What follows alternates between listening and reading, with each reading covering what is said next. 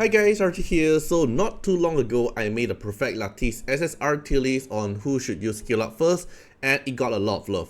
But many of you actually been asking as well, what about the SR unit, because I did not cover the SR unit, right? So today we'll be diving into the Evolution Lattice SR character and breaking down who should you prioritize for the skill up, especially for a PvE progression point of view. Alright, I'm not going to focus on PvP, because for PvP it's more about your own playstyle. Like if you like to play cleave, then probably you want even more speed on the unit, but if you play tank, then probably you want to go for other kind of unit as well. So for that part I'm not going to cover this. So this tier list is mainly for the PvE progression. Like if they're going to be good in PvE progression, then their value of the evolution Lattice here will rate higher. So this tier list here is more of a general priority guide, helping you to figure out who worth maxing earlier, but ultimately mostly the SR will want their skill to be maxed out eventually, so especially if they are in your main team. So with that said, let's jump into the breakdown. So here I'll be breaking down into max off, which is all max S1, S2 and S3. You want to skill up everything. Then max 2 is 2 skill to be maxed, either gonna be S1 or S3 or probably S2 or S3, something like that. Then max 1 only needed 1 skill to be actually good in the PvE progression. Then doesn't need means the unit here doesn't need any skill up and is already doing perfectly fine in the PvE progression. Then I'm not too sure means that I actually personally I'm not using them in my PvE progression, so I'm not really too sure about their skill up priority and also how many to invest in. So I'll be putting them into I'm not sure, but probably some players have been like using them in different kind of team comp. Then you can feel free to comment down if I actually rank the unit inside the tier that is I'm not sure. Alright, then the first one is going to be Chachi. So Chachi here is easily going to be the max 1. If you really like Chachi, you can actually go to max 2 or probably even max 3. So for my case, Chachi, I'm actually maxing every single skill for Chachi because I like Chachi the Guard, and then I'm using him basically in almost every single content I have been playing in my PvE. But frankly speaking, you only need S3 to be maxed, because the reason why you're using Chachi is only using his immunity, apply defend up, and also the buff extension. Then you maxing out the S3 here brings in the value because of the easier conversion rate of the effect accuracy and give you additional effect accuracy here, so it's easier for you to build the Chachi effect accuracy. So S3 here max is going to be important, but in terms of like S2 and S3, S1, why I max Chachi is just that I really like him, I use him a lot of places, so I think he deserves to be maxed in my account.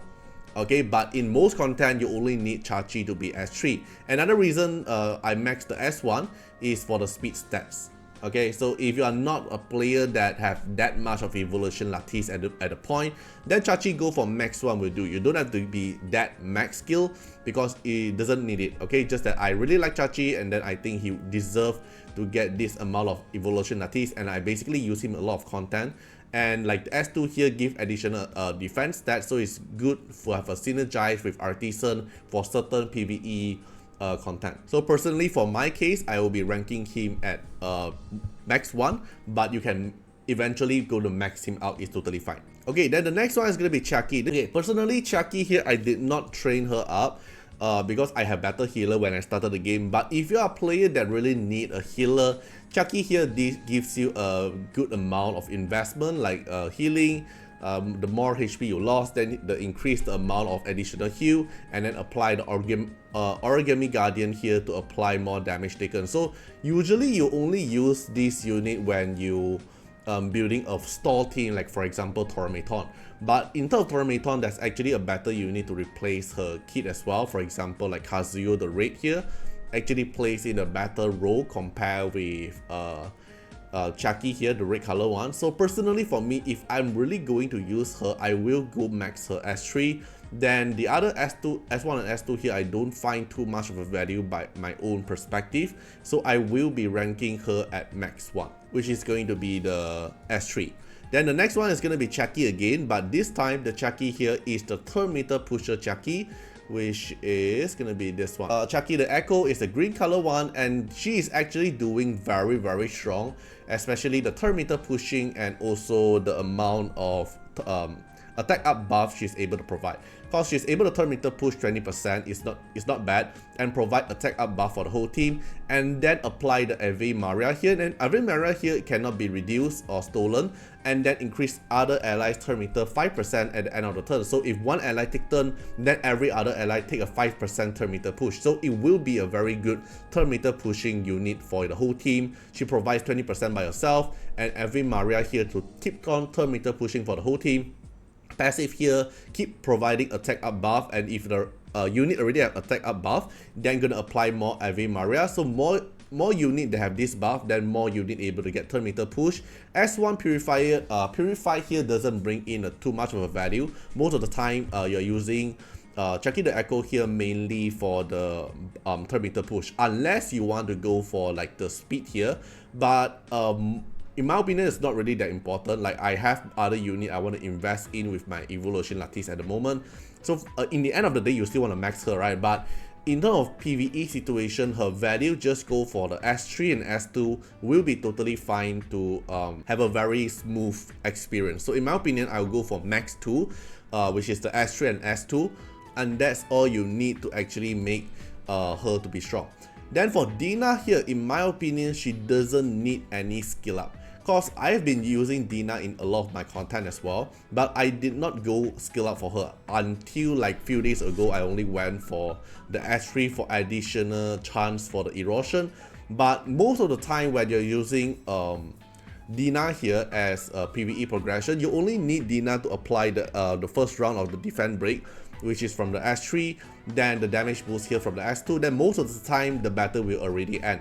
If you still can't end the battle yet, then probably it's not a suitable team for using Dinah. So in my opinion, Dinah doesn't need the skill up. Dinah works perfectly fine, unless you want to go for level 3 here to get a slightly higher chance of erosion, then it will be fine. But the most valuable debuff from Dinah is already the defense break and vulnerable, and the erosion here is after you have vulnerable. So you have to go through 2 RNG here, and the vulnerable chance is only 25% chance, which means the chance of getting erosion is not going to be that high anyway, so you don't really need to go until the level 3. So most of the time you will see Dinah doesn't need any skill up, it's already totally fine. But if you want more tankiness, like for example stats, you want slightly higher chance to apply the debuff, then it is fine to go. But in my opinion, she doesn't need any debuff, and she does perfectly fine with her job. Then Diting here definitely go up to the max, or if you have been looking a lot of YouTube content, you've been knowing that Diting is one of the best DPS you can have in the game, and is one of the best DPS, single target DPS in the game. I've been using Diting since I'm playing the account. If you watch my content from the beginning until now, you've been seeing me playing Diting in a lot of content creation. Diting definitely worth the max or S1, S2, S3, everything here brings in the value to actually make him to be the strongest DPS in the game. Definitely worth your Evolution Lattice, and he will be your first SR character to actually max skill in my opinion. Okay, then the next one is going to be Dorothy. So Dorothy here, I personally don't use her at all. I'm not sure like other player that actually use her. Like she provides here and a little bit of this cleanse. But overall, I don't really use her, and I don't know where to actually use her, so I will put her at I'm not sure. But if you are a player that actually using her, you can feel free to comment down and let me know as well. But for me, I have zero usage for her.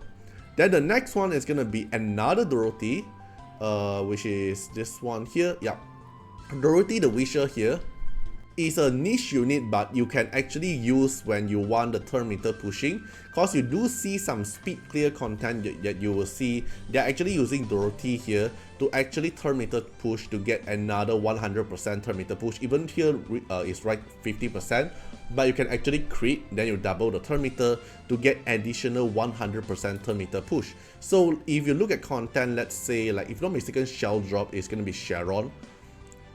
Yeah, see.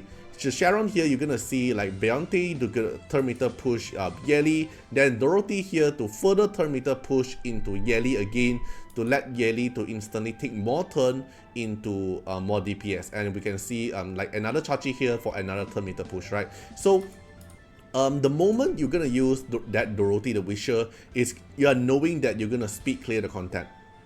Okay, but the usage of Dorothy is not really that high because you need to manual for the turn meter pushing, and it's only for speed clear content. If other than speed clear, if you're looking for consistent clear, you probably won't see any usage of Dorothy the Wisher. So in my opinion, I will put Dorothy the Wisher at max, about like max 2, or I'm not sure. Okay, so if you want speed clear, then you want to go for max 2, which is S1 and S2. The S1 for additional speed stats. But if you don't care about speed clear, then I will say I'm not sure. Okay, so this is my take. Okay, then the next one is Grey. So Grey here, I will say it is worth around max 2 and max all. Somewhere here, depends on your usage. So personally, previously, when before I get Lily, and I've been using Grey here as my main DPS output in Doki Doki until Hell 4. I've been using Grey here as my main DPS output, and then with the reset event, I resetted Grey to get back the evolution Lattice and also the other material, because I needed the material for Remoka, because at that time I got Remoka. So I resetted Grey to get back my evolution Lattice to invest on other SR. But if I don't get Remoka at that time, I probably will still have my max out Grey, because Grey S2 here gives in a lot of value with the cooldown. The cooldown here, and then some additional attack stats. Then the S3 here actually does a lot of damage in Doki Doki, and then with defense break.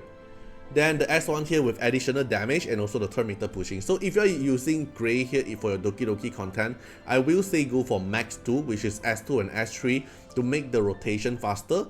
If you want something to min-maxing, then Grey S1 here, the damage multiplier is okay, but most importantly is for the turn meter push, so you are able to rotate the turn faster.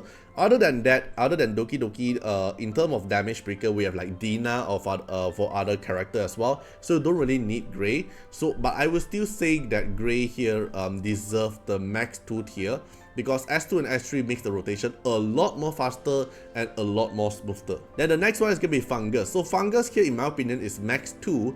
If you want, you can actually go for max or, like for my case, I actually max my Fangus because I like Fangus kit. I've been using him in a lot of content. But if you're using Fangus just for DOT, like for example in Shadow Flame Hoyen, in Nico Nana, in Tormaton, then Fangus only need for the S2 is for the follow-up rate to up to 50%. This is very important. You want to go for S2 first. Then you want to go for S1 is for the chance of applying DOT, because most of the time you're playing Fangus, you want to apply the DOT, you want the assist chance to be making stuff more consistent and higher chance. So S2 first, then go for S1 for higher chance to apply DOT. S3 here doesn't matter too much in my opinion. So why I went for S3 is because I also using Fangus as a sub DPS in Cage Rumble content, like bossing content, and also with Dream Realm, all these kind of bosses content. I also use Fangus as a sub DPS time to time, so I went for the S3 for higher chance to apply DOT and speed down, and also the cooldown here to apply more S3. But it's not really that important, because that time I have extra evolution Lattice. So in my opinion, go for max 2, S2 and S1 is totally enough.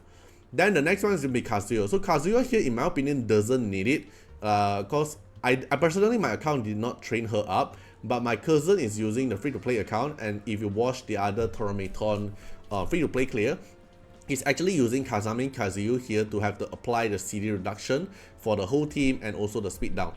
But if you want to make stuff more consistent, you can actually go for reduce 1 turn cooldown to make things easier. But in my opinion, you doesn't need the skill up to actually make stuff easier already, because the skill rotation here probably is already making your whole team rotate a lot faster. Or if you want, you can go for S3 to reduce the cooldown to make stuff more easier. But based on my cousin usage on Tormaton, he's using Kazami Kazuyo without any skill up at all. So in my opinion, I will say it doesn't need any skill up. But if you want to debate, I will say he's actually worth the max 1 if you are using her. So the CD reduction here is good. Then the S2 here, the chance of dispelling buff from the unit is doing okay, but I don't think the main point of Kazami Kazuyo is really the S2. So I will say doesn't need it. Okay, then the next one is the other version of Kazami Kazuyo, is is actually the green version, which is the one that everyone is basically using her in Doki Doki and also in PvP for the main control unit as well. Sorry, it's Kazuyo the Revive. So for this part here, you only need to max the S3 to increase the chance to apply the Slumbo and also the CD reduction. The S1 here depends if you are using her for speed content or not. For example, I want to outspeed the Doki Doki mob, or I want to use her in PvP as well, then the S1 speed stats come into handy, because here give you additional 12 speed. But in terms of PvE content, you only need the S3 here to apply the Slumbo, the debuff. Then S2 here depends, do you want to further reduce more turn meter pushing? Depends on you. In my opinion, I don't really need the turn meter pushing at this point now. So for my opinion, I will just put her at S max 1. Because the S3 here, the value is actually all you need to actually be providing a very good control for your team. Then the other one is Kraken. So Kraken here depends, you're using Kazuyo or you're using Kraken. Like for my case, I'm using Kazuyo at every single place, so I won't be using Kraken. Because Kraken and Kazuyo basically have the same usage. It's going to be the control, applying freeze, and then have another freeze in the kit, and then as well for the defense break. So if you're using Kraken as your controller, then you want to max the S3. Then if you're not using Kraken at all, then you don't really want to max him out. So in my opinion, it's also max 1. It's something like Kazuyo, just that who is your preference? You want to go for Slumbo or you want to go for freeze. But S3, both of them is very important. Then the next one is going to be Marvel. So Marvel previously is also one of my speed unit I'm actually using, but I no longer use him anymore. I already resetted him because I needed the evolution lattice for my other unit at that time. So Marvel here, if you really want to use him, you want the S3. He doesn't need skill up to be honest, but S3 makes things a lot more consistent because of the chance to apply the turn meter down, and then the amount of turn meter down you're able to do, and then the chance to apply the speed down and resist down come into handy. If you're going for PvP, probably you want to go for the speed as well, for an additional 12 speed here, but in my opinion, just a max 1 will do for the S3 to able to increase the chance to trigger the debuff and also the turn meter down. Then the next one is going to be Mizuki. So Mizuki here, I am not sure. In terms of PvE, I see zero usage of her, but in PvP, I do see player actually trying to build her into like a bruiser unit, because you have the counter attack in here in a kit, you have like defense up for a kit, and she's a defense skilling unit to actually fight as well. In my opinion, I don't really use her at all, but I do see some of my union member actually trying to make her into a bruiser unit now, so I'll be looking forward for that. But for now, in my opinion, I'll put her, and I'm not sure because I am not going to invest her in terms of PvE progression. Okay, so the next one is going to be Obol. So Obol here, in my opinion, is max 1, but if you really like Obol, you can go for max 2, which is the S1 and S3. So if you max 1, you're going to go for S3. Okay, so S3 here to increase the amount of chance you're able to apply the DOT, and then the chance to apply stun. And Obol is a very strong DOT unit. You can see Obol in most of the time is going to be Shadow Flame Hoyin for the consistent stun and also the DOT, because 3 hit with 30% chance is pretty high, and applying the DOT as well.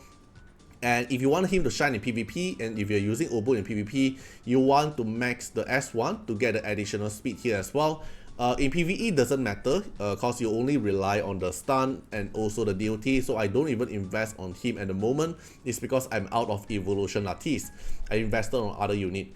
And the skill 2 here doesn't matter too much. It's the converting the enemy buff into DOT. But most of the time when you're using Obol in your team, you're actually infinity stunning on the enemy. They probably don't have the time to actually apply the buff. So I don't think the S2 is really that needed at the moment. So in my opinion, just go for max 1, which is the S3 will do. If you are playing him in PvP, you want to go for the max S1 as well.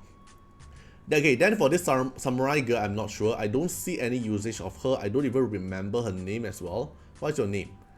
Oboro, alright? I don't even use Oboro in any single content. I'm not sure at all. Like, do you really need her in PvE progression? I don't really think so. Like, bleeding doesn't really work, okay? Like, we have poison. The DOT works a lot more better than bleeding, so I'll just put her here at the moment until there's like other unit that can make her strong. Okay, then this character here, I will say is actually worth the max 1. Personally, I did not build him. It's just because I don't see a usage for my account when I'm using him. But if you're looking at PvP, you will see a lot of usage of him. And or if you're looking at Doki Doki, for example, you will see usage of him. It's because of the amount of debuff he's able to apply and the defend down. Because you will see attack all enemy, and then first attack on a single target, then attack everyone. It's dealing 3 hit. Every hit here have a chance to apply attack down and defend down. So this is actually very cool. He has CC unit in his kit, and then with a AoE defend down and attack down for the whole enemy as well. So you want to actually max the S3 to increase the chance of applying the attack down and defend down. It's going to be very consistent because you're applying 3 hit and you have a 45% chance. So you go for the S3 max if you're using him for Doki Doki team, for example. You're not mistaken, it's only a Doki Doki team. I'm not sure about Aurora, but most of the time you're just going for the Doki Doki and using for his S3 to apply the attack down, defend down, and stun. Then the S2 here doesn't matter too much, other than if when you're using, like, let's say in Cage Rumble, you're fighting like the Nico Nana, you want to extend the debuff extension, then it will be good. One of the rank 1 free-to-play video I made previously is actually using RC77 to extend the debuff extension. But other than that, I will say just go for max 1 is for his S3 to increase the amount of chance for the defend down and attack down. You will see some players actually using RC77 in their Doki Doki run. Okay, then the next one is going to be Rin. So Rin here, I did not train her up. It's because I don't think I need her. So I'm not sure what kind of content she can excel in. If you have any idea, you can feel free to comment and let me know. So in my opinion, I will put her, and I'm not sure because I don't really see any usage for her. Even though she have taunt, she have attack down, she have defend up and shield for the whole team. But I don't really see a value on her. But you can feel free to correct me if I'm wrong. Then the next one is Rin the Unbow. So Rin the Unbow here is a PvP unit. It's a very, very strong Revelation Abuser PvP unit. She skills with speed, so you can build her very fast, and then she do damage based on speed, and then dealing 2 hit, you are able to abuse the Revelation damage. So you will see a lot of players actually using Rin the Unbow and build with Revelation and play her very, very fast, and probably you will see her in PvP and actually one-shotting your unit as well. She does very strong in PvP, but in this tier list here, we're talking about PvE. In PvE wise, I don't think that there's actually a place that you actually needed the Rin the Unbow to actually clear the content. So in my opinion, I will put her at doesn't need it. Okay, second thought, probably just add another tier is for PvP, just to separate, like, I'm not sure in PvP. So I will move these two into PvP tier. I think they are mainly for PvP content, but I think they are worth to actually skill up, just that it's for PvP. So I'll put it here. The rest of the unit, these 4 units here, I'm not sure like their value in terms of PvE or PvP as well. So I'll just put it here. Then for PvP, I'll just put it at these 2 tier. Okay, then the next one is going to be Tusu Tumo. So Tusu Tumo here, in my opinion, doesn't need it. Like a very niche unit, and the moment you actually use Tusu Tumo probably is when you don't have hand reach and you want a block debuff, then he's able to apply a block debuff. But not really that useful in my opinion. But if you really want a unit that can apply a block debuff and you don't have hand reach, then Tusu Tumo can actually be an alternative for you to apply the block debuff on the boss. Sometimes I do see some player, for example Agni, he used Tusu Tumo to actually replace hand reach in the co-op content to apply the block. So in my opinion, he doesn't need a skill up, but if you want a certain condition to apply the block debuff, then he will be good. Then the next one is going to be Sania. So Sania here, in my opinion, it is worth the max 2. So Sania here, I did not build her yet. I'm out of Evolution Lattice. Wait, yeah, I did build her because one of the Ember track, right? Okay, so max the S3 for the amount of HP boost and the healing amount, healing effect she's able to provide. And then CD reduction is very important for Sania because she can revive. She have a revive in her kit, and then if you reduce the cooldown of her S3, she's able to spam more S3 heal for the whole team. She's a very, very strong healer, and I think it's the only healer that can have a revive in her kit. You will see her very actively in PvE and PvP as well. passive here increase the more amount of healing she's able to provide when she take a turn. Then S1 here doesn't matter too much, but it will help when you want to go for the turn meter pushing for the 30%, and if you want the speed stats. But in terms of PvE progression, you don't really need the S1 to be max. S2 and S3 is all you need to make her actually be usable in PvE. But unless you're going for PvP, if you're going for PvP, you want to max out every single thing. But in PvE wise, Sania here I will say is worth for the max 2. So Turandot here, I'm not really sure what is her usage. I do see some player use her time to time in for some certain content, but in most content I will say you don't really see a lot of Turandot at all. So in my opinion, I will put her at I'm not sure tier.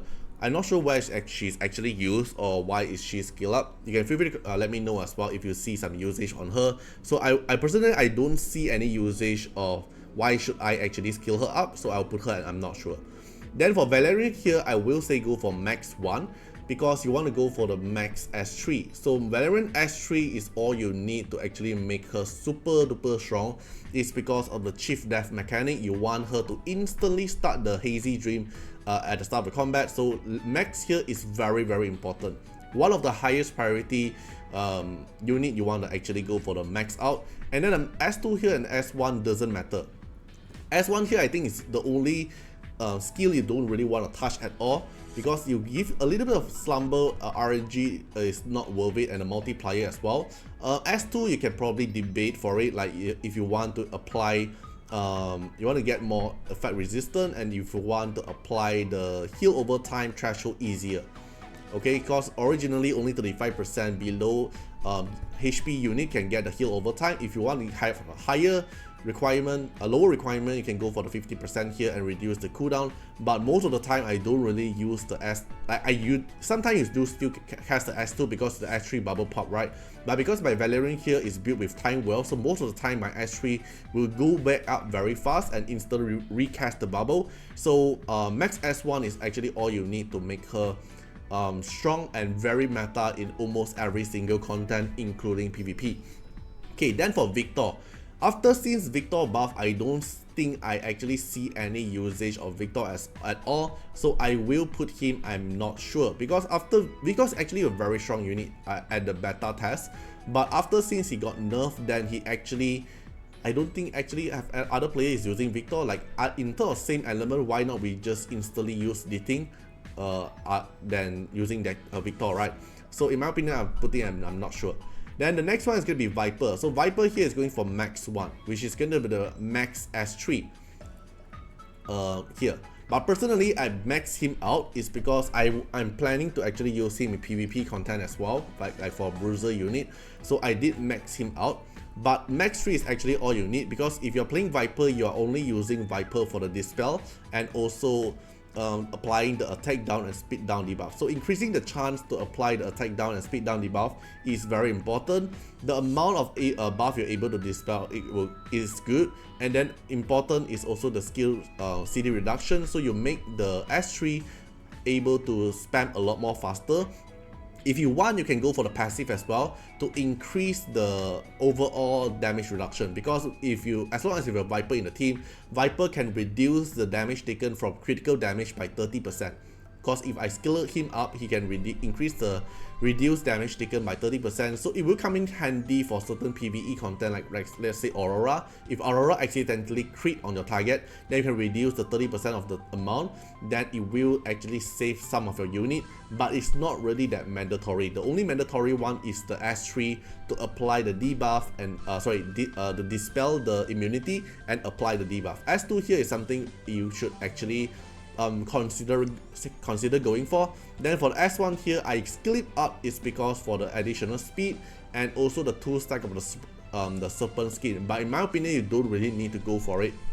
So Viper you can actually go for max 1, but if you really want for the passive to actually make your team tanky, the S2 here actually come in handy as well. It's somewhere S1 max 1 to max 2. Probably I would just go for max 2 because the passive actually brings in a lot of the value in terms of other usage.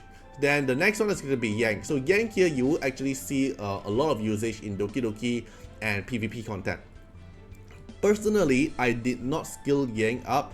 It's because I don't have the evolution Lattice at the moment, but in the end of the day, I will probably go for Yang for the turn meter pushing for the whole team, and then also have the chance to dispelling the enemy buff as well. You will see player using Yang for the dispel, you see using player using Yang for the turn meter pushing, and also for the attack up and crit rate up buff. So in my opinion, if I'm gonna use Yang here, I will go for the S2 and S3 for the 2 skill.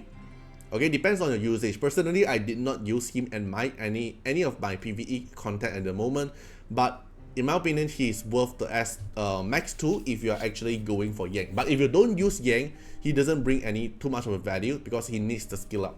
And that wraps up for the SR Evolution Lattice tier list. So let me know in the comment, who have you been investing in? Did this list help you prioritize your skill up better? Because it's not really a prioritized tier list, it's more about like how many investment you need on that SR character to be consistent or even better. Okay, in terms of priority, it really depends on what unit you're using. For example, if you're not using Yang at all, then the max 2 here doesn't make sense for your account, right? If you don't use Grey at all, then the max 2 doesn't matter for you. But if you're a player that actually want to use Grey for your Doki Doki, then max 2 is actually reasonable for him. Something like that. So it really depends on your account progression, what unit you're currently using. Then I hope this tier list actually help you able to invest on the correct skill on that. So remember that the tier lists here are just a guide, so it depends on your account, your units, and the needs might actually be different than the other player, so that's totally okay. So if you haven't checked it out, make sure to watch the SSR skill up tier list as well. It will give you a full picture when you're actually planning your builds and your skill up investment. So drop a like if this actually helped you, or subscribe for more guides in the coming soon future. Thank you for watching, and I'll see you guys in the next one. Bye bye.